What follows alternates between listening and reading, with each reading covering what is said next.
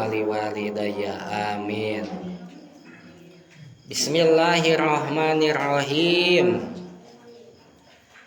Dina kitab fikih uninga bapak-bapak, ibu-ibu, kitab fikih kitab Sapinah kantos ngaos kitab Sapinah kantos merenanya Sapinatun Naja anu hartosna Sapinah teh kapal cai, kapal cai anaja anu nyalametkeun. Dina kitab Sapinah pelajaran fikih anu pangpayuna dibahas teh nyaeta ciri baleg. Sanes wudu nu pangpayuna dibahas teh sanes salat. Tapi naon cenah nu pangpayuna dibahas teh ciri innalillahi wa inna ilaihi rajiun. Innalillahi wa inna ilaihi rajiun. Ira pupusna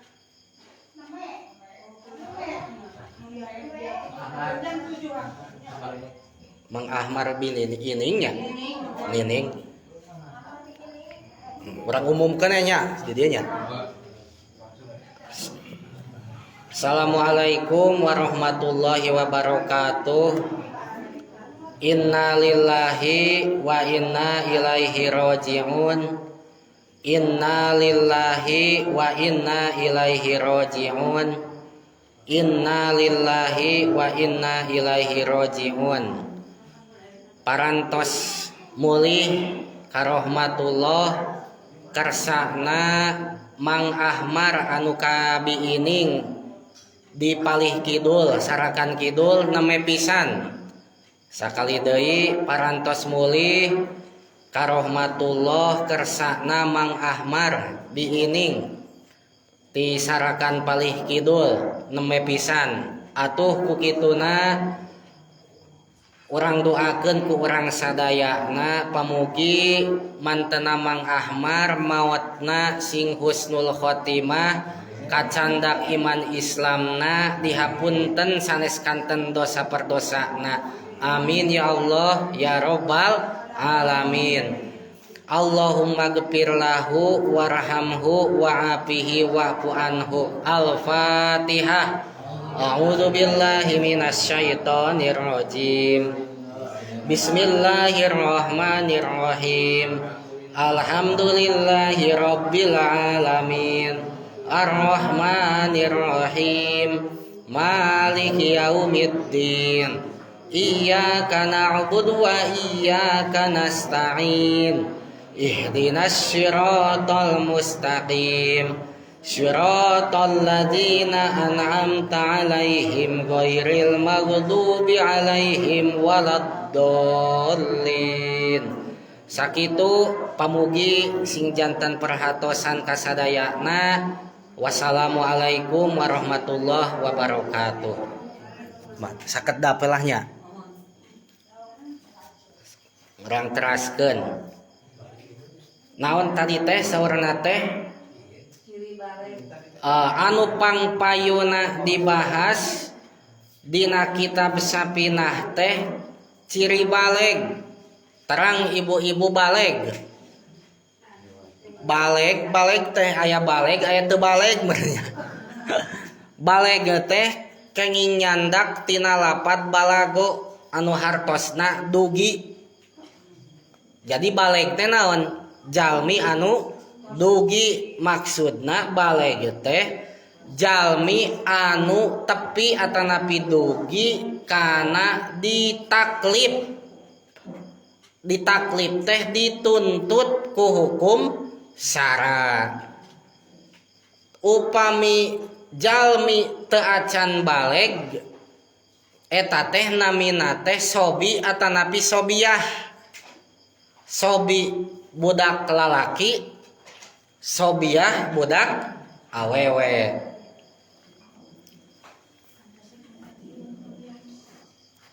tah jalmi anu parantos baleg eta teh aya ciri-cirina. Dina kitab Sapinah dicarioskeun ciri jalma baleg, ciri baleg eta teh aya 3. Anu mana ieu anu 3 teh? Anu 3 ieu teh 3 di hak istri, anu 2 mah di hakna pameget.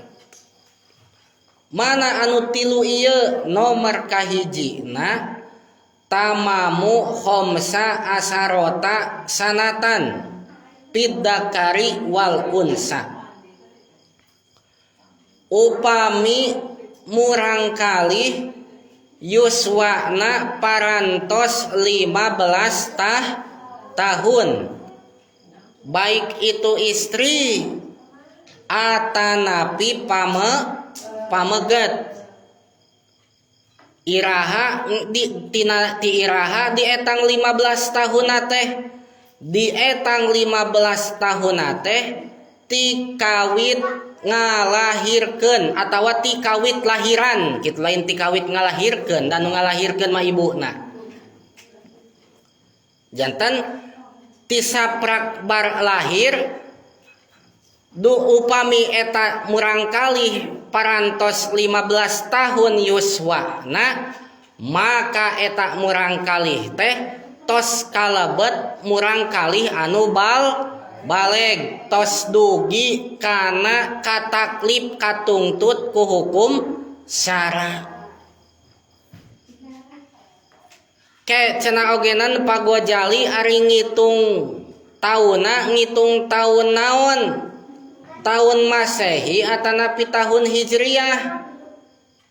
Walaranana ngitung 15 tahun teh nyaeta ku tahun Hijriyah sanes ku tahun Masehi.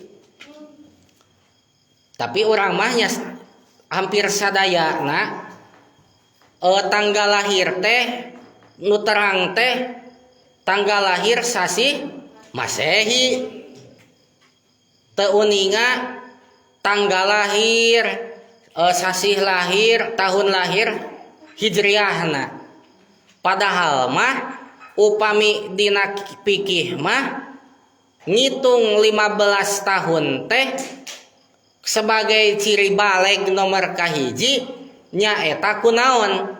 Ku tahun Hijriyah. Tahun Hijriyah makan tahun Komariah dengan perhitungan bulan. Upami bulan mengelilingi bumi eta teh tepung gelangna teh sabulan eta teh. Ta upami aya 12 bulan kitu berarti eta teh 1 tahun Hijriyah namina teh.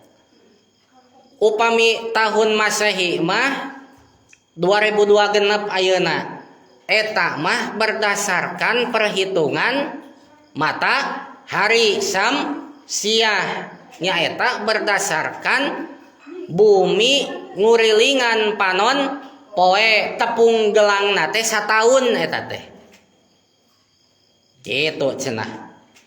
Pertarosanana upami dina hari atanapi dina dinten seueur dinten tahun Hijriyah, seueur dinten tahun Masehi. Saur bapak-bapak dan ibu-ibu. Seueur hari tahun Masehi. Tahun Masehi mah 365 dinten sataunna teh. Upami tahun Hijriyah mah sataunna teh 354.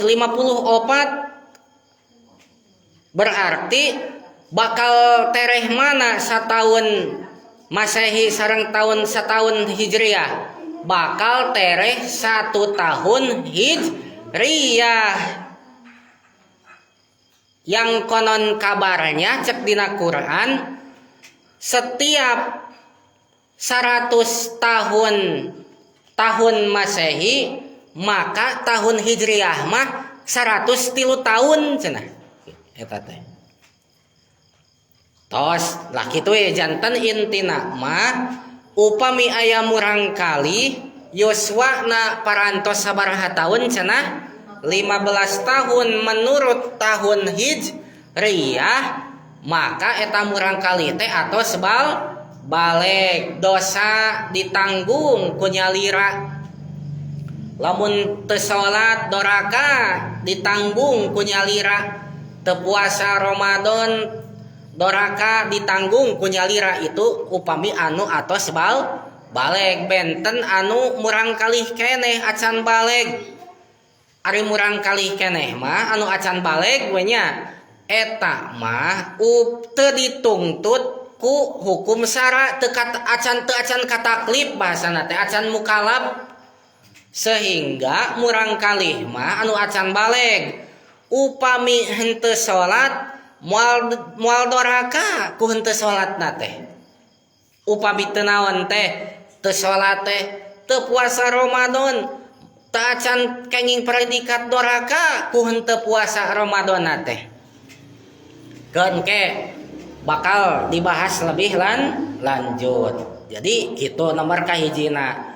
Nomor kadua na cirina baleg teh ihtilam. Naon cenah? Ihtilam. Terang ihtilam. Oh, maka saya akan beritahu bahwa yang dinamakan dengan ihtilam adalah keluar cai mani. Lamun tos umur 8 tahun walaupun encan 15 tahun tapi eta si budak teh tos 8 tahun umurna teh ek istri atanapi pameget sami tahunna teh tahun hijri sabaraha tahun jang umur nyi 8 tahun hijriah otomatis lamun 8 tahun Masehi langkung eta teh nya 8 tahun teh da tahun Masehi mat cek tadi ogen seueur hitunganana jadi telat. Ari ujang atawa nyai parantos kaluar cai mani parantos berarti eta si ujang jeung si nyai teh atos baleg sok sanaos teu acan 15 tahun. Bahkan cenah saur dina kitab Kasifatu Saja Sarah Sapinatun Najah mah wa illam yahruj sanajan cai manina teh teu kaluar gambaran rek kaluar tapi dipenet. Kumaha gambaranana kaan ahassa bihurujihi eta si budak teh ngarasa rek bijil cai manina teh ngeun dicekek kitu tah sidakarna teh jadi we teu naon teu bijil. Anger cenah tos baleg eta teh budak teh najan teu bijil lamun tos 8 tahun mah kitu cenah ibu-ibu bapak-bapak nya. Kaluaran nama pinaumin nuju kulem gambaran ngimpi aoyak dotin atawa nuju gugah. Jadi setiap keluar cai mani atau merasakan keluar cai mani sanajan teu kaluar dan ditahan eta murang kali tos 8 tahun yuswana maka eta si murang kali parantos baleg upami salat janten kewajiban nyalira teu salat doraka ku nyalira dan seterusnya. Eta nomor kedua. Nomor katilu nah ciri baleg teh nyaeta head ieu mah khusus kanggo istri pamegat mah teu aya anu head. Istri bakal disebut tos baleg upami eta si istri parantos head upami yuswana parantos 8 tahun. Sabaraha tahun yuswa nyi 8 tahun cek si etanya cek si cek eta budak istri teh entos men atos berarti eta si neng parantos baleg sok sanaos teu acan yuswa 15 tahun. Atuh ibu-ibu, bapak-bapak semua yang ada di sini, ciri baleg nomor kahiji anu yuswa 15 tahun eta mah ciri baleg pikeun anu telatnya. Pikeun anu telat keluar mani teu acan 8 tahun teh. Head teu acan 8 tahun teh. Kalah kadugi karena 15 tahun ta eta. Kumaha cenah ogenan dugi ka jam 8 da aya anu pupusnya. Kumaha cenah ogenan ari murang kalih anu teu acan baleg, anu teu acan aya ciri anu tilu ieu, salah sahiji nu tilu ieu. Kadah kumaha atuh eta? Waleranana murang kalih anu teu acan baleg mah eta teh kawajiban orang tua walina, supados orang tua walina teh marentah ka eta murang kalih anu acan baleg ngalaksanakeun kawajiban agama. Seperti ku ibu ramana cek ibu anak atanapi cek ramana teh jang geura salat isya misalna tah eta teh marentah salat ka murang kalih anu acan baleg hukumna teh wajib. Hukumna teh wajib kalebet fardu kifayah. Naon ari fardu kifayah? Ari fardu kifayah teh kawajiban anu tiasa diwakilkeun. Semacam kieu. Urang gaduh murang kalih teu acan naon? Teu acan baleg. Tuluy bapana miwarang. Jang geus salat isya teu acan geura salat isya. Saha anu miwarang salat isya ka eta budak? Bapak, maka ibuna jadi cupar kawajiban teu kudu nitah deui kitu we. Tarojol waktu subuh dititah ku ibuna ayeuna mah. Jang budak anu can baleg teh eta wanyi. Geras salat subuh dipiwarang ku saha ayeuna mah? Ku ibu. Bapakna kumaha teu miwarang teu nanaon sabab tos diwakilan kuno janten ibu na eta teh fardu kifayah ibu rama eta teh marentah naon marentah salat kanu janten murang kalih anu acan baleg fardu kifayah kumaha cenah duanana ieu manu nitah teh sae atuh duanana mah nya bapakna nitah ibu na naon emakna oge nitah sae pisan ari kitu mah tajanten kitu upami aya murang kalih anu henteu ngalaksanakeun salat fardu gara-gara teu dipiwarang kunu janten ibuna atawa teu dipiwarang kunu janten ramana maka anu doraka teh sanes eta budak anu teu salat fardu teh tapi saha anu doraka teh ibu ramana sok sanajan eta ibu ramana teh daek salat ka masjid daek salat berjamaah daek pangaosan daek ari budak tara dititah salat jadi we tara salat kad doraka eta ibu ramana teh kumaha cenah ogenan pagojali ari dititah mah atos budak teh tapi teu daek wae salat nyari ai tos dititah mah cupar kawajiban doraka moal ibu ramana nya moal da geus naon da geus dititah